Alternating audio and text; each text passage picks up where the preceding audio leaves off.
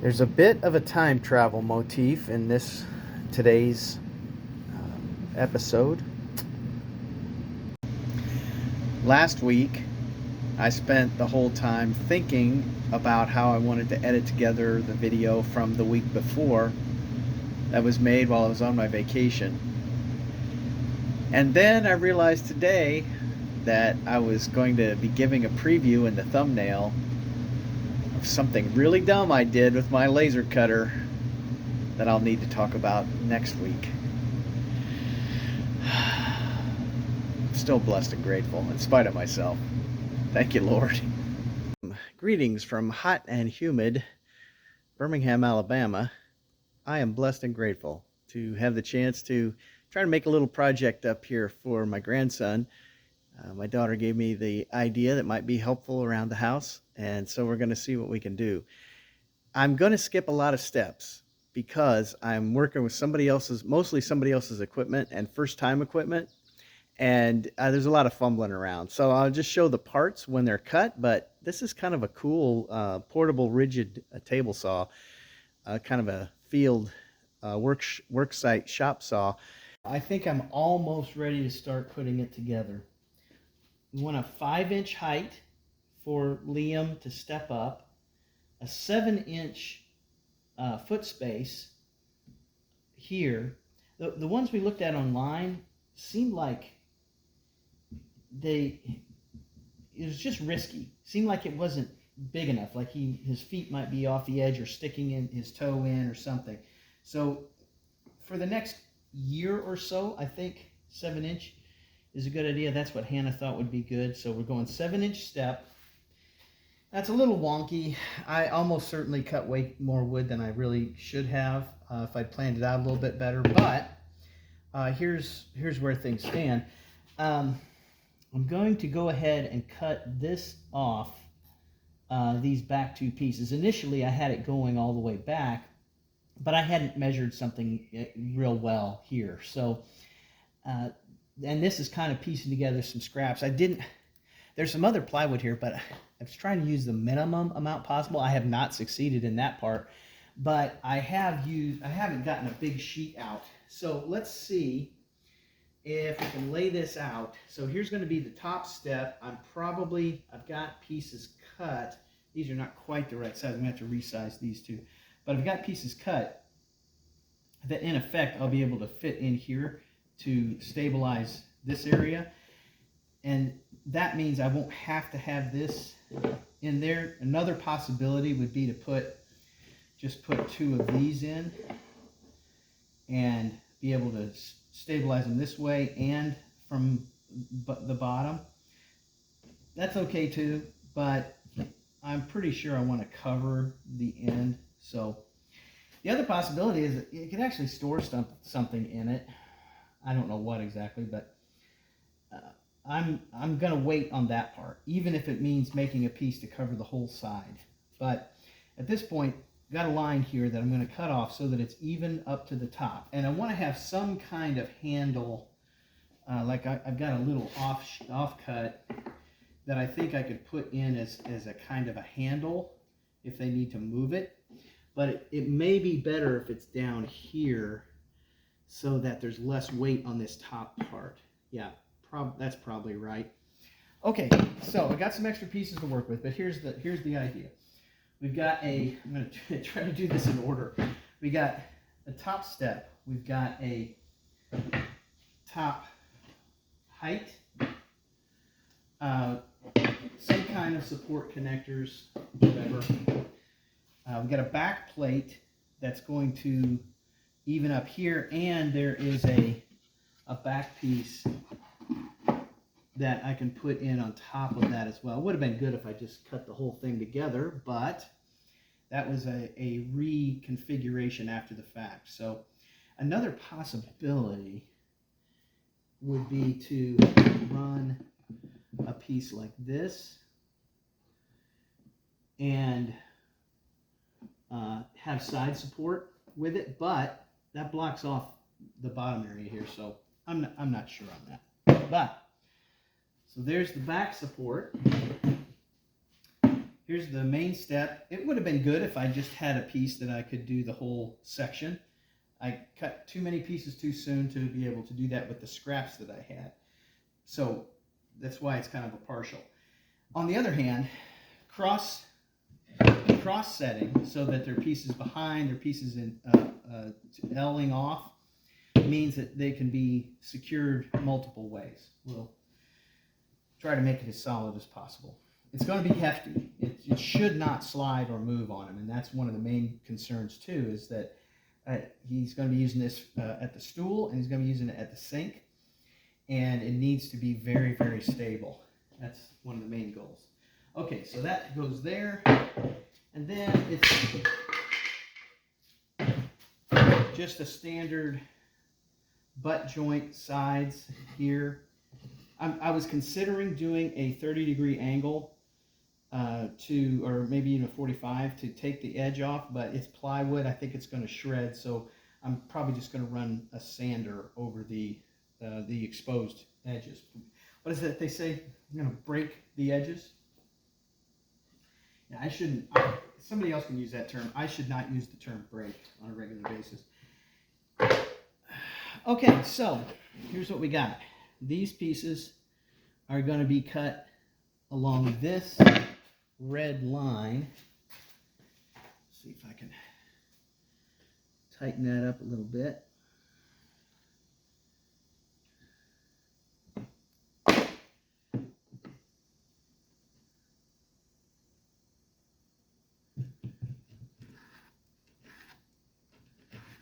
And this will be our final dimension.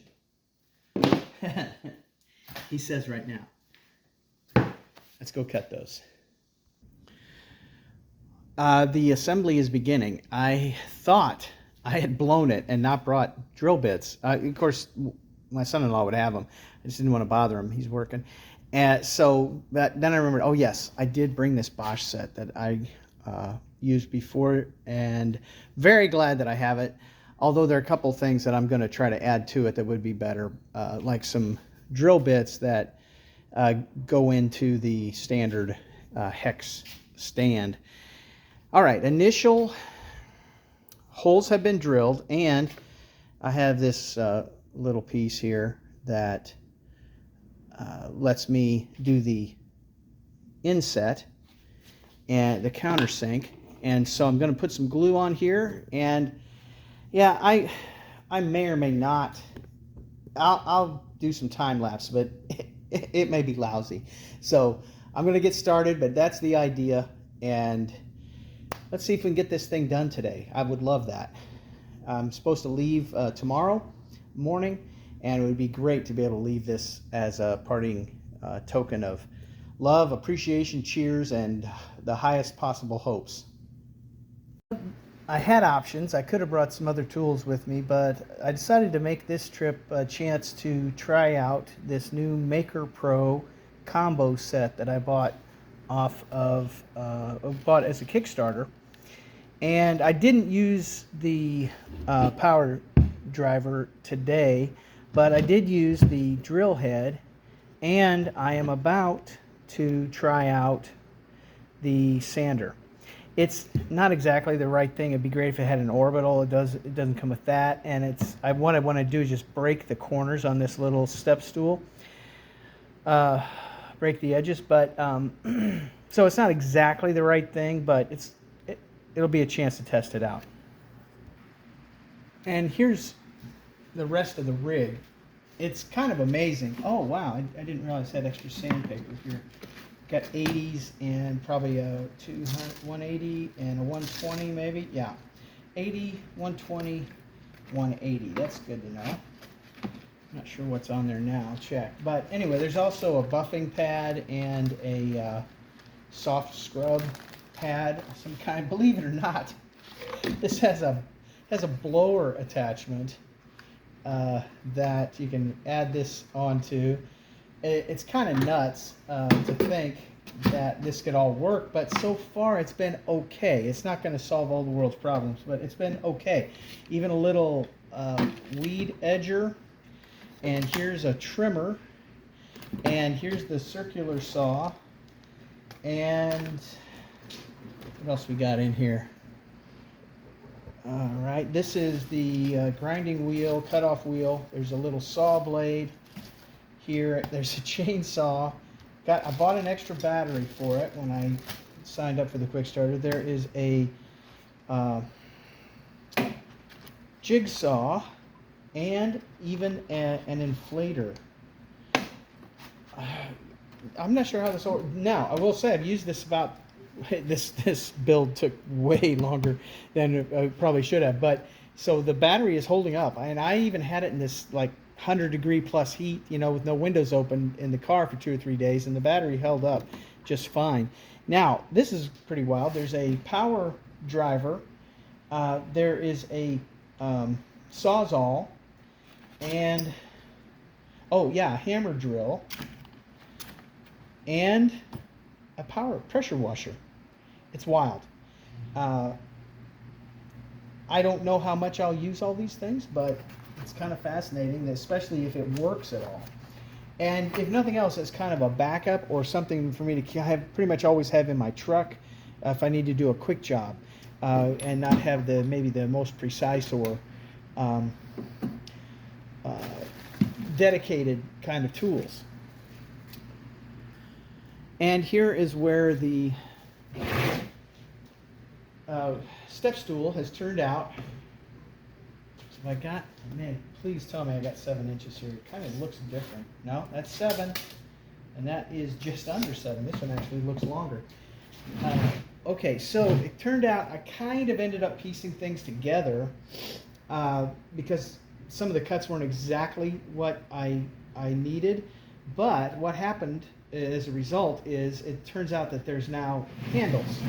So I added a back to this, and that's going to work as a handle, and then we've got these slots on the sides, and they can work as handles. And it's pretty hefty, and I have stood on it. I think the only thing maybe that might not have been a bad idea to put something along here as a little extra support in the middle, but you know, my grandson is,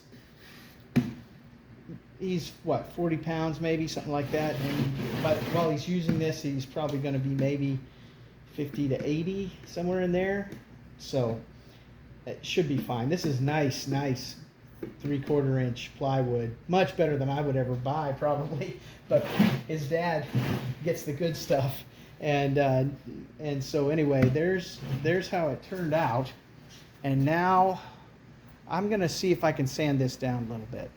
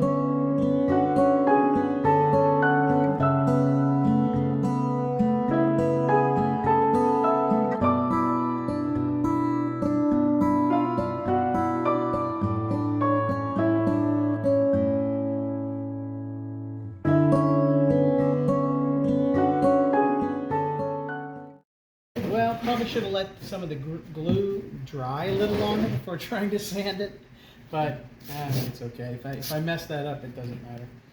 All right, this has gotten plenty warm, but this is how the latch that locks it in, and then this just slides out. And oh, that's very, very warm.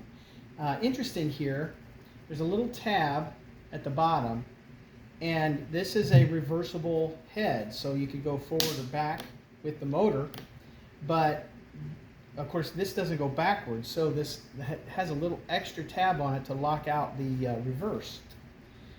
Really interesting design, and hopefully it's going to hold up for a while. So there it is back on, and it's set to, yeah, it works. And I'm still showing all 3 bars on battery. I'm really impressed. It's 18 volt.